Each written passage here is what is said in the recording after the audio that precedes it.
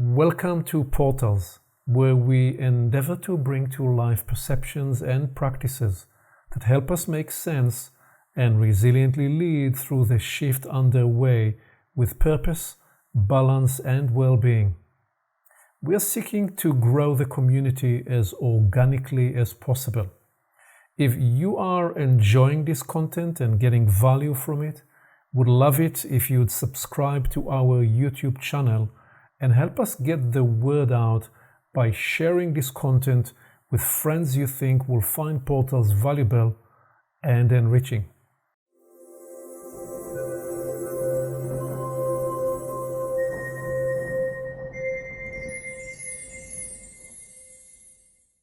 Welcome to Portals of Perception and to the third episode of Current Openings, What the World Doesn't Quite Get Yet, where David Price Francis and I focus on what is current and conductively opening by way of showing us and showing for us today as a place of focus and attention.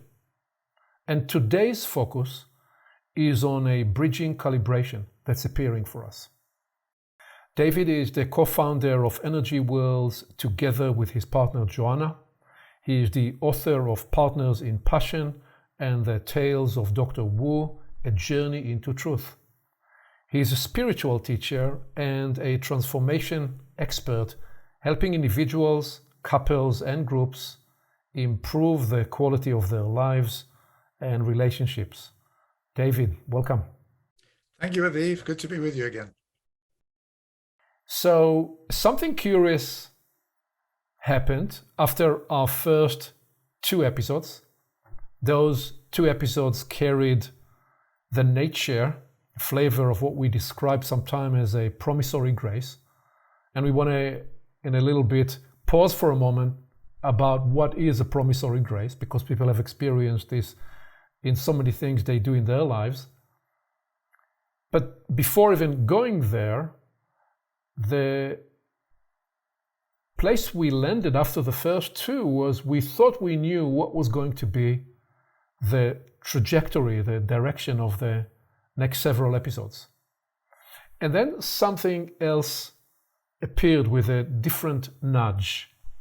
And the way I describe that is that when you fly from Seattle to New York, if you make 1 degree recalibration and shift, you're going to land up in a whole other very different destination.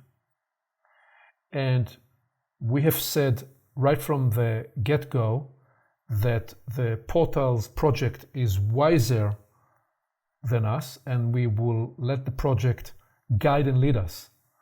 And so there was a nudge that appeared that suggested that we take just this 1 or 2 degrees shift, and what today therefore feels about this bridging calibration is to explain why.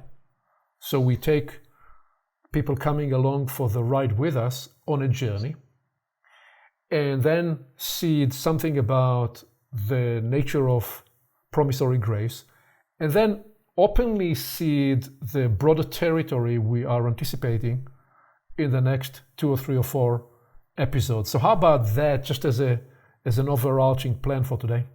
Yes, I'm with you. And part of how it appeared here, and I know it appeared firstly even more strongly with yourself, is that what started as a conversation between us took on a greater depth and took on a greater seriousness. And one way that I found myself thinking of it is, if we're taking people on a journey, we need to know that we are giving both information and practice that is going to be maximally helpful. And so we're looking at the human predicament together.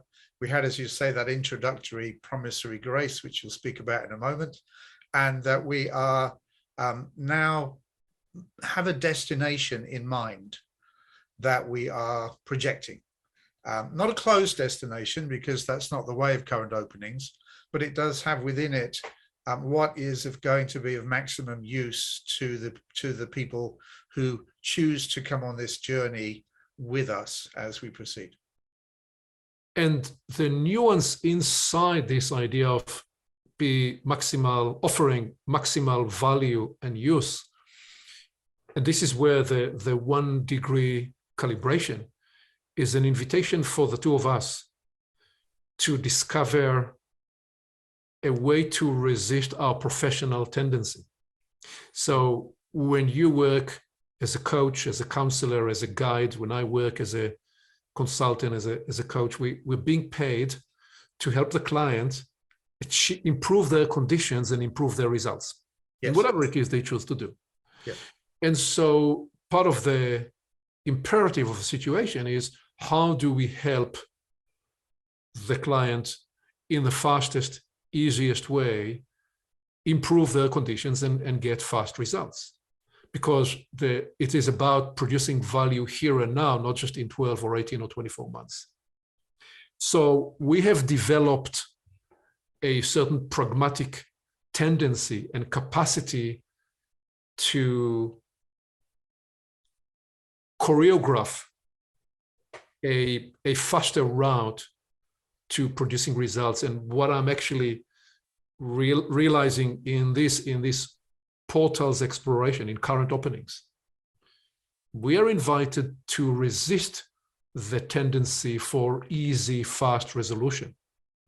And actually, what we are recognizing, that part of what, as you said, being useful for people coming along for the ride with us is introducing the broader arena, the broader space of the human predicament, the challenge of being human, the challenge of becoming a human in and into these times of change, but really looking at the historic case, the current case, the future case, and why is it that, even as we started with this idea of the natural laws, why is it that even though we are wired and programmed to naturally be aligned to the natural laws, why is it that we seem to be filling our system with so much toxicity? And using the power of the natural laws to produce unnatural results. And so talking about those questions without the impulse that we need to be the instant solution givers and the cheerleaders, and sometimes leaving the people coming along for the ride with us even at a point of right there at a cliffhanger in terms of where is this going and what is the solution? Not to take away, well, yes, not to take away the realization and the inner challenge, to put gentle resistance and gentle challenge, because unless we introduce that, the worry for us is that we're leading to something that is divorced from reality, divorced from truth, divorced from the natural journey of life. So how would you augment on that? I'd say that we're in, to take your flight analogy, we're not doing short hops. We're not doing a short hop from point A to point B.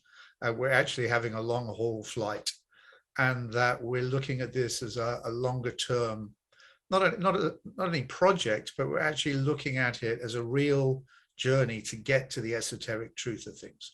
Like, what is the reality of the human situation? And that's not something to wrap up in a 45-minute or 15-minute kind of podcast scenario. It's something to actually spend time in the territory and absorb and really try and get to the truth of it. So we're not looking to give solutions. We're actually looking to get inside inside the real predicament, to then have the solutions appear, because the solutions are there, and I believe they are very much connected with that naturalization process to universal energies and universal laws. And what are we doing here on the planet as a human race? And that is a question that doesn't then come up with an easy sort of sticking plaster solution answer, but is actually to be held with whilst we work on that fundamental question and the dynamics that go alongside it, including, I know we spoke about this in our preparation today, the idea of the relationship between our brain and our body, and why that is such an important feature when we're looking at the human predicament as compared to the predicament of any other part of organic life, which doesn't have the predicament that we do, because it doesn't have the conscious choice that we do, which means that we can improve things for ourselves and the planet, and we can also seriously take it in the other direction. Dolphins, cats, dogs, trees, birds, they're unconsciously in harmony with the planet and her ways. We're not. So we need to look at that. I sometimes have someone say to me, well, do you think there's aliens on planet Earth? I've had myself saying, well, yes, we're it. So we need to look at our predicament as different to the rest of organic life. And the way we are framing this idea of journeying to find the truth of our situation is not anchored in the idea that we have some secret truth that we are holding back from anybody. It really is an invitation to recognize that that truth exists and is latent in each and every person. But that for a variety of reasons, something about the nature of modern life and all its pleasures and joys, and by me saying modern life, I'm also not suggesting that we are going to romanticize about some idealistic part. No, that's not the direction that we're going to lead into, but rather that over a very long period of time, we have, as humanity, as humans, we have accumulated ways and influences and systems that rather than those being in service to us, we often turn up being used by those systems, serving the system rather than the system serving us. And that includes most of the structures and the systems that are out there in the world in terms of the academic, the legal, the structural, the corporate systems. When we operate in these systems, we end up serving these systems. And equally at the same time, we have developed inside us systems to handle those systems, and we end up serving these internal systems in us to be able to cope with those external systems. So we have developed complicated, very complicated internal operating systems.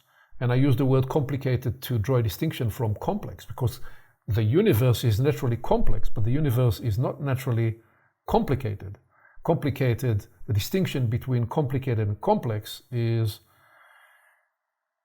complicated is something that's inert and is made out of many different parts that you can separate to their individual parts, and then you can put them back together. We cannot do this with human life. There is no way for me to take out my liver, my spleen, my lungs, my heart, put them out, study them, and then put them back together. It's a complex, integrated, holistically emerging system.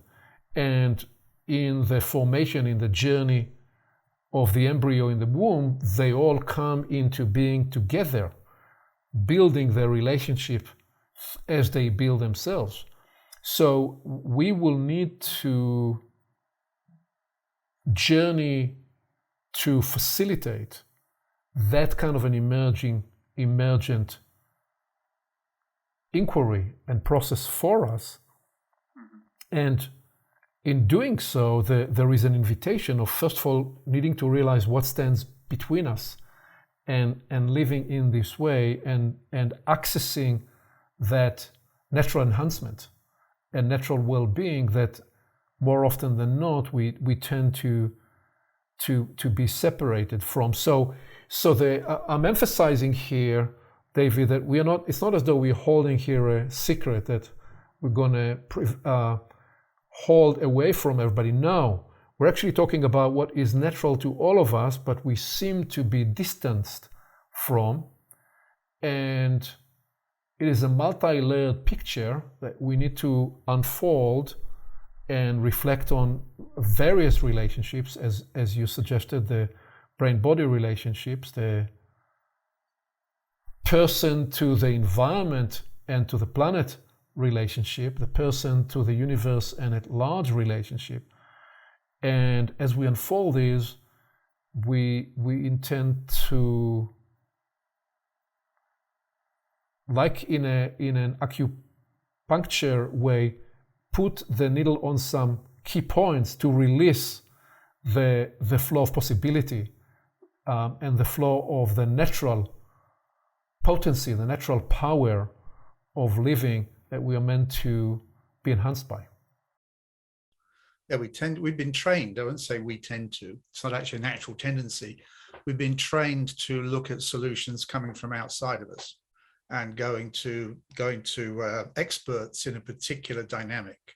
So I'm thinking how we think of healing as an example, as going to a healer or a doctor, but let's hold with healing for a moment. The idea that every person is connected to natural healing properties, that can get lost in the idea we need to go and see someone.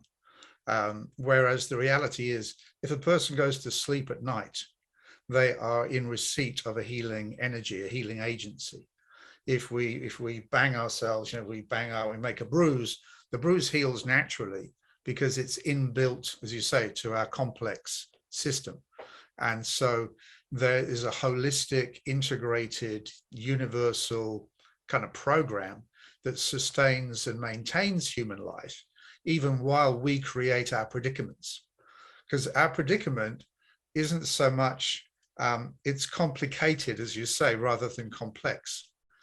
In that if we look at our natural origin and we look at the fact of appearing within the organic life of the planet, as I believe the most advanced and on the evolutionary edge of the organic life of the planet, that's a complex situation, but it's not actually so much a complicated situation.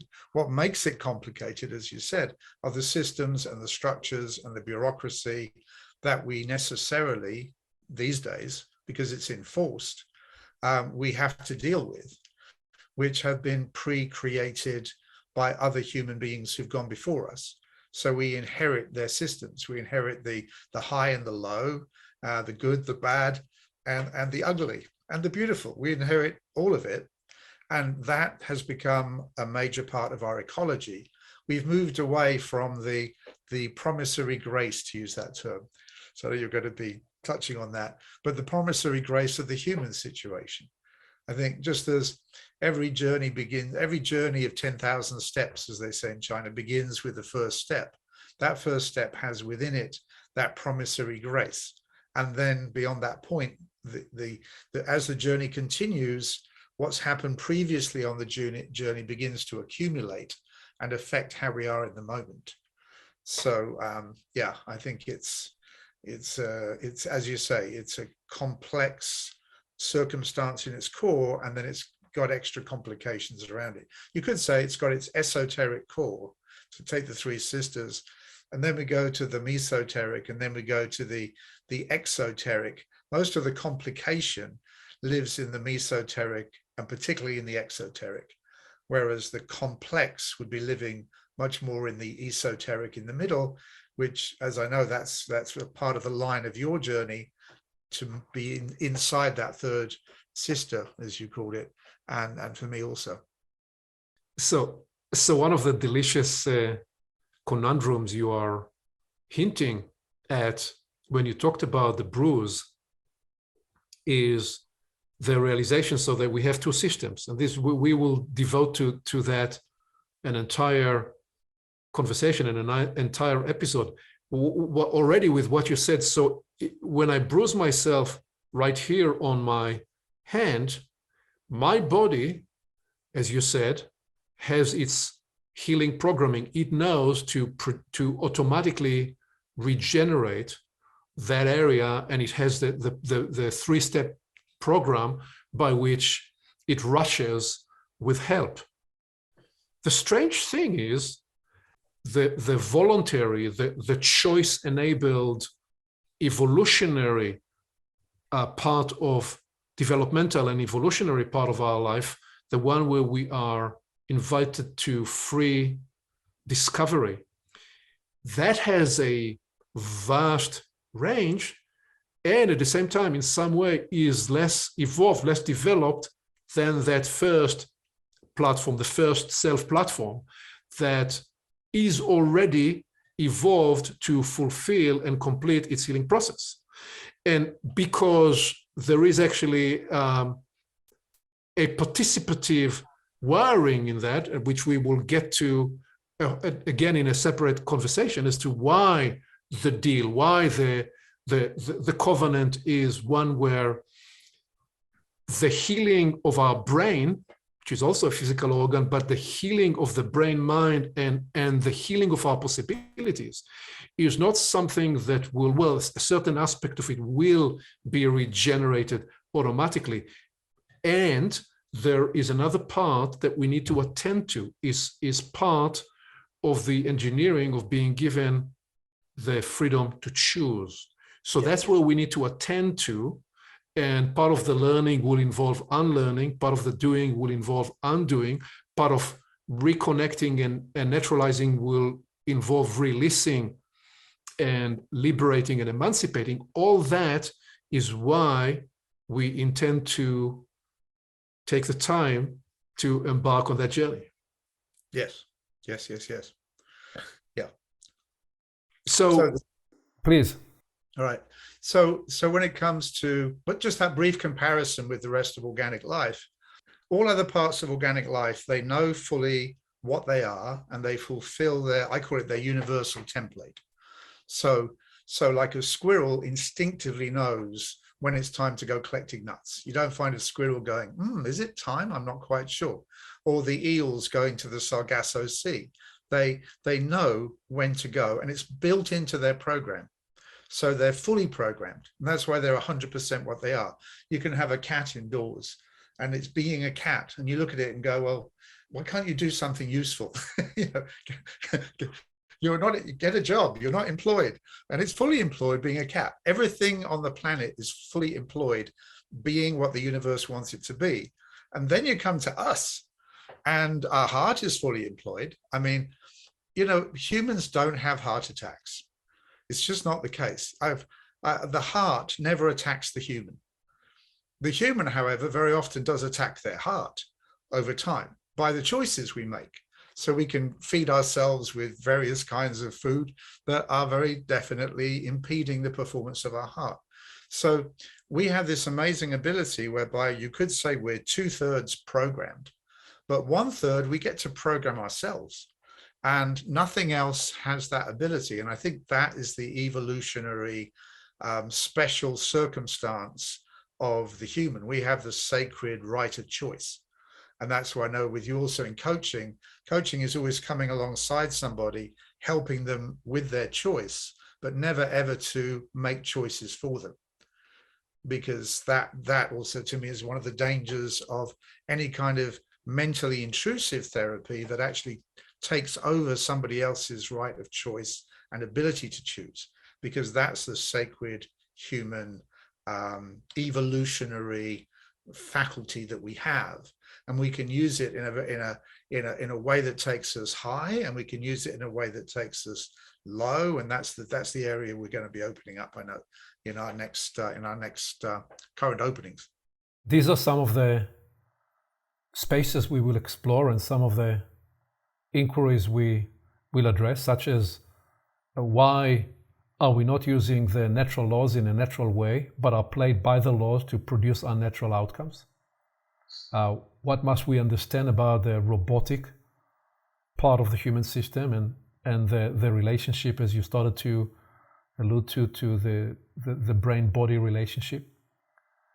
And therefore, what are the reasons for the disharmony and the disconnect and the misalignment? And what are the secondary and the tertiary byproducts of this disharmony? And therefore, why, as the species that we are, why are we going crazy and destroying in the process the natural environment? And inside it, why are so many people struggling with addiction, with depression and more?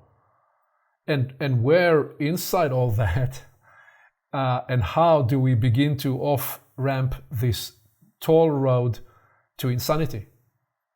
So, and where can humanity get the sense of being re-naturalized and be emancipated inside the context of the tremendous possibilities that we are sensing that are coming online at this time, in just the profound healing and the profound capacities that are being switched on. Some being latent from the beginning of time, some perhaps are to do with the significance of this time. And even inside this all, how will we frame the realization that technology is part of modern and postmodern environment, and we love technology for all that it allows us, but technology surrendering to technology and or anticipating that we will be the Homo techno sapiens that we already are as the solution for all things? No, that actually the unlock power, the unlock possibility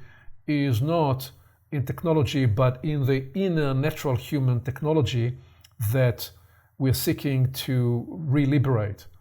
And therefore, what is the natural alignment, the natural attunement that will facilitate this process? And inside it, as you started to hint, David, what is the place of healing and spontaneous healing to all the various different parts of the human system? All that is part of the menu for our next several conversations and episodes.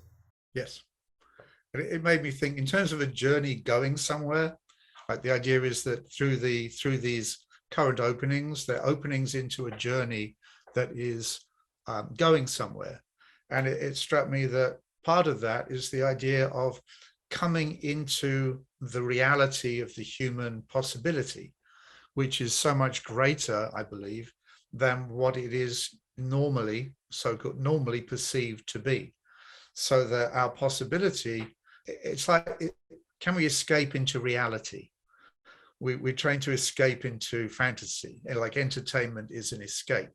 Well, it's only an escape from something that we don't want to be in. But if we can come into reality, then entertainment, fantasy, fiction starts to look not so appealing, because our reality is actually better than the substitute. So I'm very caught as an example in the interplay between what are natural universal signals, which are, in my research to this point, they really do have an analog nature or a wave nature to them. And then how much, as we get more into, through our technology, into digital technology, what effect that has on our mind, in our consciousness, in our brain. It's a very fascinating dynamic. And so even in terms of mental health, it's a well-known feature that since about 2010, the sort of the graph of mental difficulty in teenagers particularly, it's been described as like a hockey stick, like it suddenly just shoots up. And that's when we were able to start to access so-called social media on our phones. So the relationship between the analog human and digital technology is itself something to be opened up and explored, but without offering immediate, like an immediate solution. It's not about that. It's about finding the way forward. And even there, I'd say, looking at the natural laws, it's how to escape the binary. Like, do I go analog? Do I go digital? Well, it's not like that. It's not an either or. It's always to find that third place. We mentioned on a previous call that sort of Trinity mind state, I call it, where you're not identifying with the positive, you're not identifying with the negative. You're in a third place where you can say, well, yes, today I need to be conservative. Next day, oh, today I need to be more liberal. So your identity isn't based in one particular polarity or the other, but you're able to use them like the right and left hand. And this is part of an ongoing development, I think, of a kind of a being human skill set.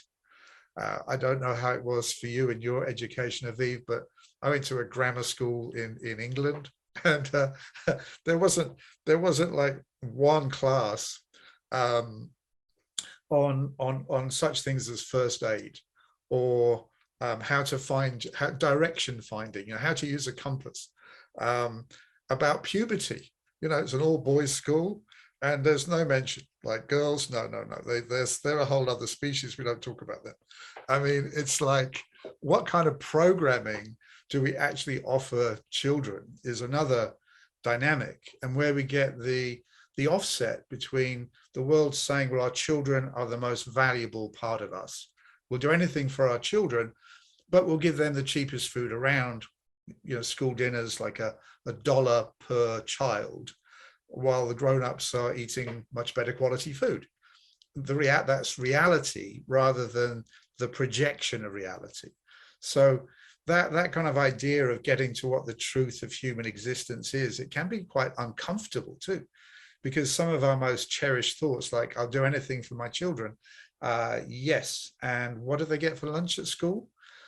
Or the government position, like, oh, children come first. But the reality is they don't, because otherwise society would be structured differently than it is.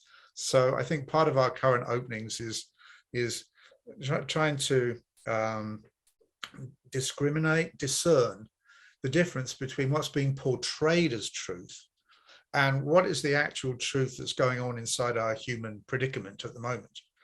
And that's something which I find isn't so popular on the daily news, on the media, because we're being trained even to think a certain way. That's part of those external programs coming in. We're bombarded, but we're bombarded with how other people want us to think and the belief systems they want us to have. So I think part of the joy of working with the natural laws is they're not created by a human. Like, if it's created by a human, take it with a grain of salt. It's like, even in our conversations, for someone listening, we're saying, oh, I wonder if that's true. I'm going to check that out for myself.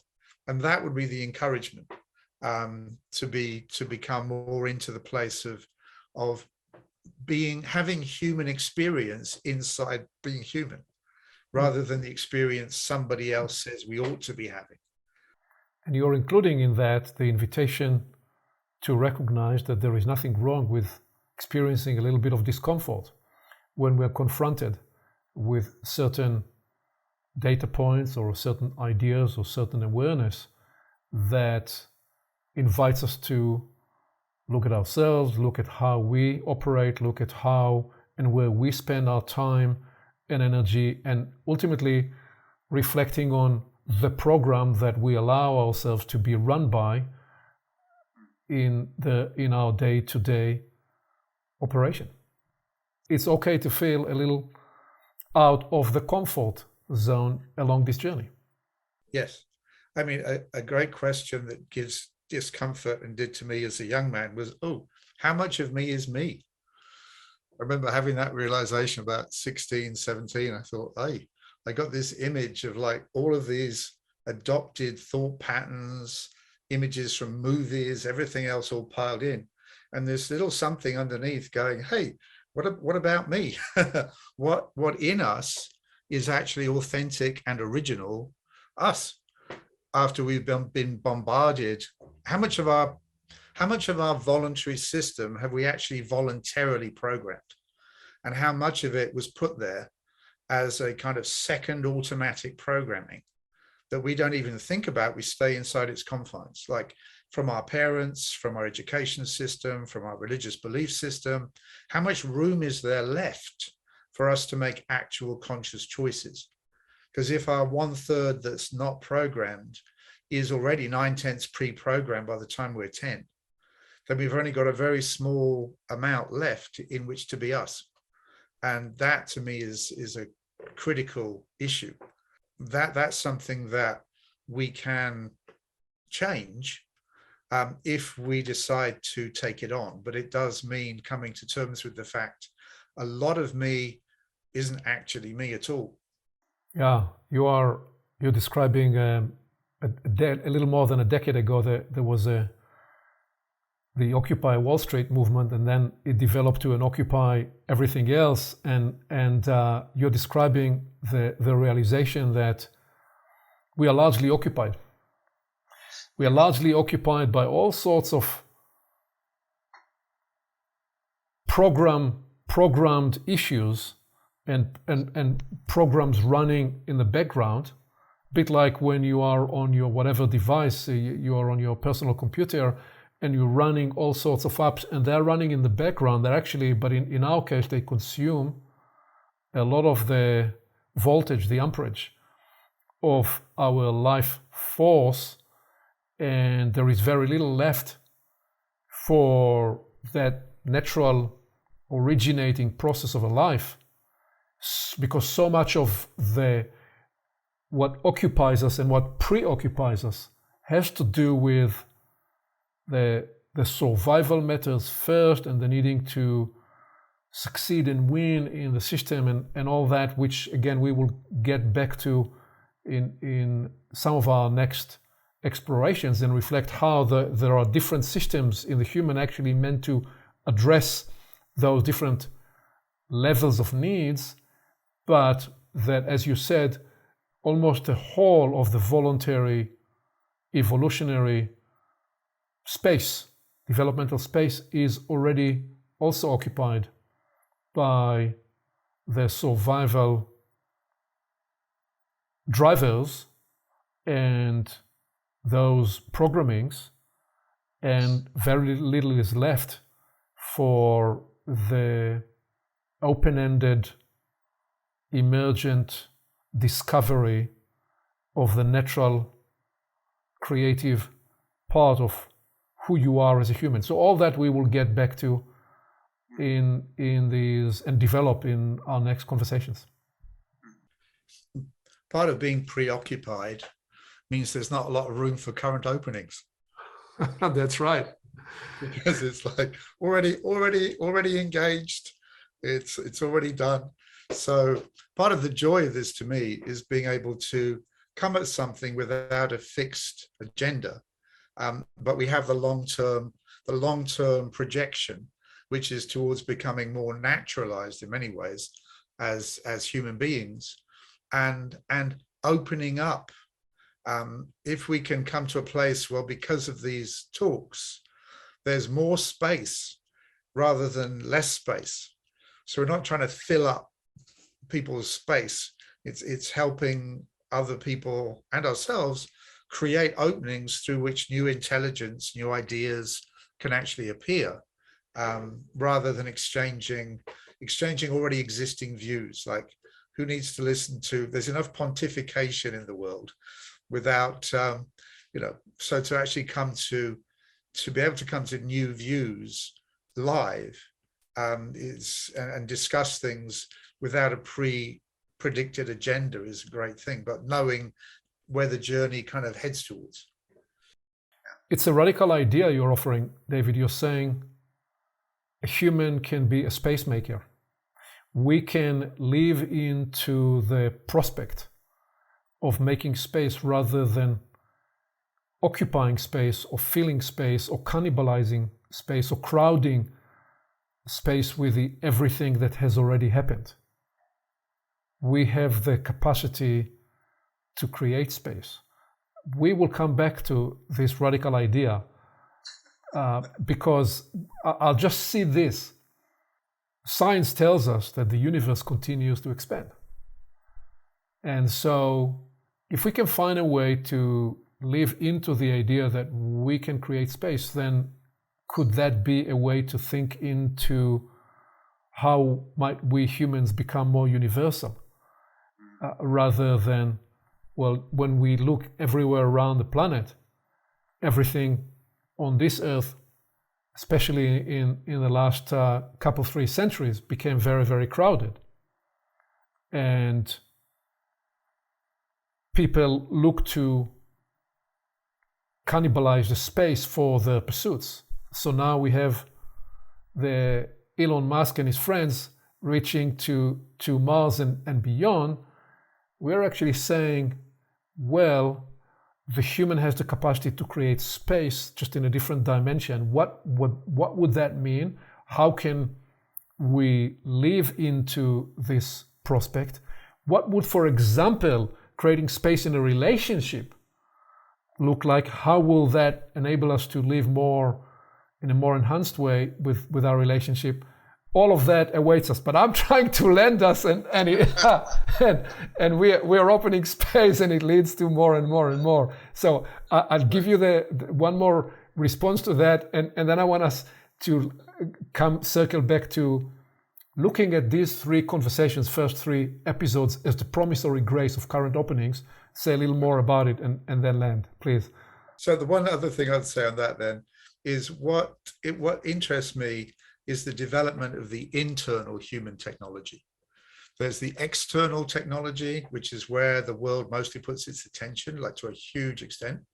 But the internal abilities that we have, which we see flashes of them in dynamics to do with savants who can do amazing memory feats or amazing mathematical feats. This is all part of the capability of our brain. If one person can do it, the potential is there. So there's incredible abilities. The last unexplored continent is ourselves. There's all these incredible abilities within us that, because we're so preoccupied with what is forced upon us from the outside in, that these abilities hardly get looked at. So that would be where I would have that projection into the way ahead, which is developing our own internal technology. There's enough new silicon technology in the world. Let's develop our internal carbon technology that we have gifted to us as a promissory grace in a way by creation. And what are these faculties that we can activate if we can turn that attention inside rather than it being forced outside?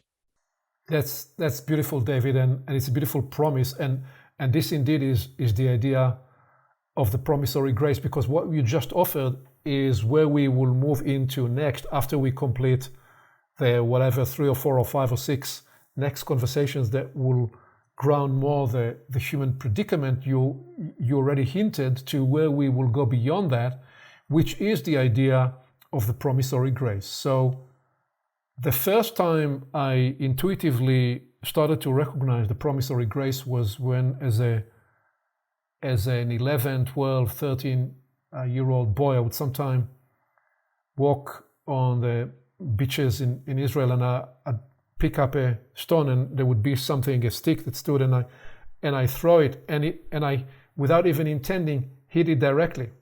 Yeah. And then I'd get really interested with how could I do that, and I'd collect another 10 stones and try to do so, never to succeed again, because there was something in that initial act that had a promissory grace, that when I got involved in wanting to repeat, I never fully was able to repeat that performance.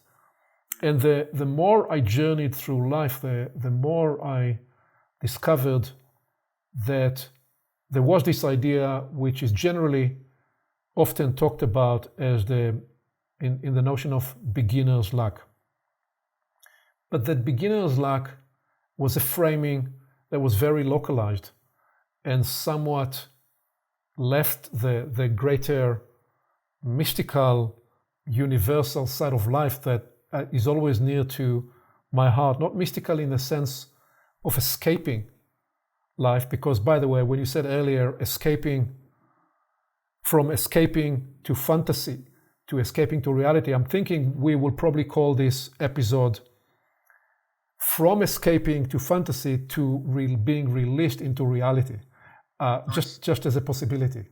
But so what I discovered that what is often talked about as mystical is not truly about the escape from life, but the embrace of the invisible potential of life that is often not attended to.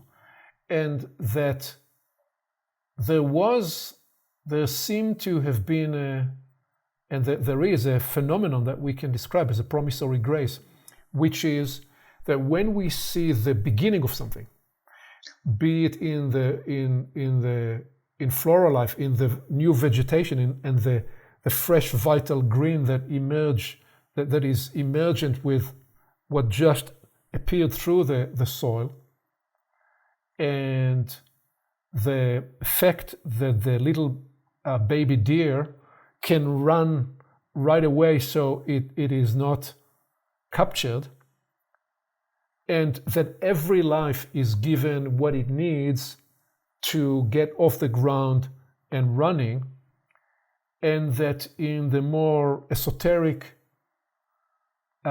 dimension of this, when the bride and the groom get together to their wedding night, that there is a promissory grace that attends them to give them permission to be rewired in the presence of the new union, which is why in certain traditions they are given the permission and the support to drive away to a third place, not to go to his place, not to go to her place, right after their wedding night, such that they are able to consummate the union in the presence of the promissory grace. Now, the logic of the promissory grace is that there is always going to be later a struggle. And part of the logic of the promissory grace is to give us the booster situation, to give us the extra power, the extra potency, the extra enhancement, the extra well-being, the extra strength, to be able to withstand the challenge that will come along the journey. So there is a beautiful, exhilarating enhancement that appears with the beginning. And most endeavors, most relationships, most companies, most in all the spaces of life, endeavors never really get to step 3. They stumble, they get arrested in that journey that begins after the first discovery. But truly, only when we go through that, call it the journey in the desert, we may then be able to come to the third journey, which is when something else, a discovery, a greater potential, a greater purpose, is ready to adopt the journey that we explored, by which point we are now no longer enjoying the promissory grace that appeared in the first place.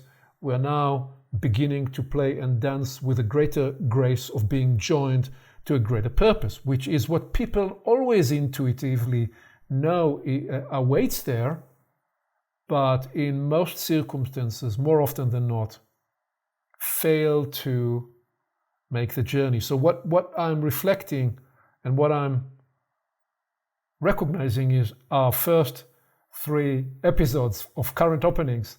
They are the promissory grace to enable us to journey for the next few episodes to then lead us where we want to go next. So that would be the briefest way I'd offer the story and the insight and the way it emerged, the promissory grace. What would you add to that? I think I give one example that I think folks will recognize, which is they go from New Year's Eve into New Year's Day, and they in the promissory grace of the new year, they'll make resolutions, and then 10 days later, it's to be discovered whether that resolution is still standing. But there's a grace that comes with each new year. Also, I mean, actually comes with each new month, but and comes with each new day. But the one that's easier to see is that 10-day period or thereabouts, at least in the Western calendar, between December 21st and then December 31st, an opportunity to breathe in and in a way reload and recharge and then recalibrate, to use that term, into what's to come. And that can be then it then needs recalibration as it proceeds through the year, if it's going to be able to go through for the long journey, the long haul. If a person can look back at December 31st of the following year and go, yep, I can see the trace of that right through. So in Britain, we have this you can get a stick of rock. Rock is a candy. It's like this long stick. And there's a place called Brighton.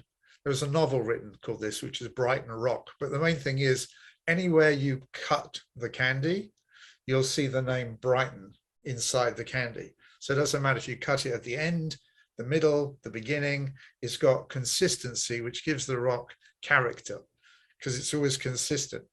And how often in the trace of a journey of any project can there be the consistency to say, well, this is where this is the intention, and we're going to keep checking it, and it may land us over here or over here, but it's always going to have that core.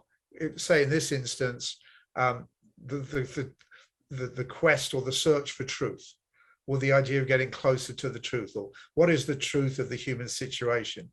So in my mind, anywhere we can cut the rock, it would carry on with that promissory grace that says, what is the truth of the human situation? And it would still connect to that. And then the promissory grace is actually, it has a hallmark that carries on through.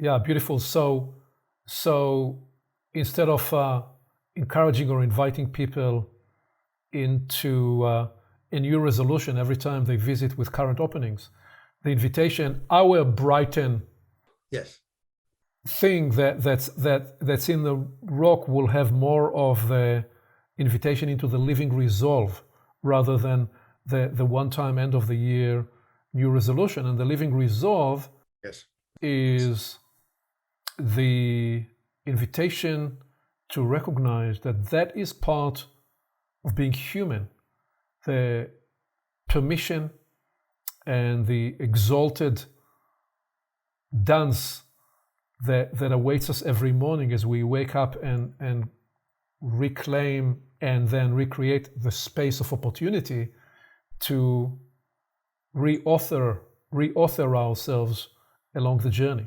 And these are some of the meaningful invitations we want to make through these current openings. The invitation for anybody coming along for the ride with us to get in touch with the living resolve, the emergent permission from self to self and from self to others that today we can discover anew how to be naturalized to the greater human potential and discover where it leads us. So we're in the process of helping ourselves and then helping others come closer through a current opening into the truth of our human situation. That's our endeavor. And the reality of that to be discovered over the course of the current openings, but that's our endeavor. That's what we're seeking to print inside the rock. Is it will be helpful to understanding your actual human situation and what then can be done about that in a positive, not the right word, in a regenerative way.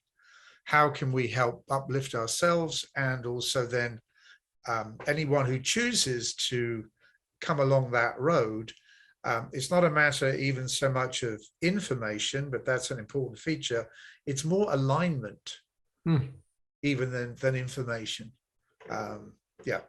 Yeah, the way I experience how it turns up in me as a feeling experience, what you are offering there is an invitation to regenerative resolve. Discover that living is a theater, can be the theater of regenerative resolve. And it doesn't mean we don't fall on our face. It doesn't mean we don't struggle.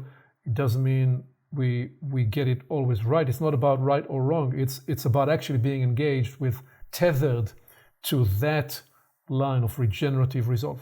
Yes. And being tethered to the proposition of being human. Like, what is the proposition of being human? Yeah. How about if we leave it right there with the proposition of regenerative resolve and the proposition of being human. Thank you. Leave it, I think, Aviv. Thank you. Thank you, David. Till next.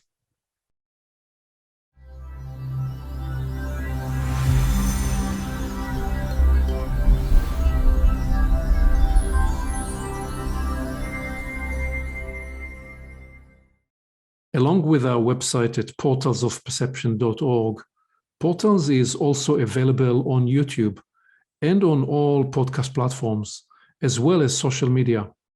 You can become an active member and join the conversation in community events. And you can help us get the word out by liking this content and by sharing it with your friends.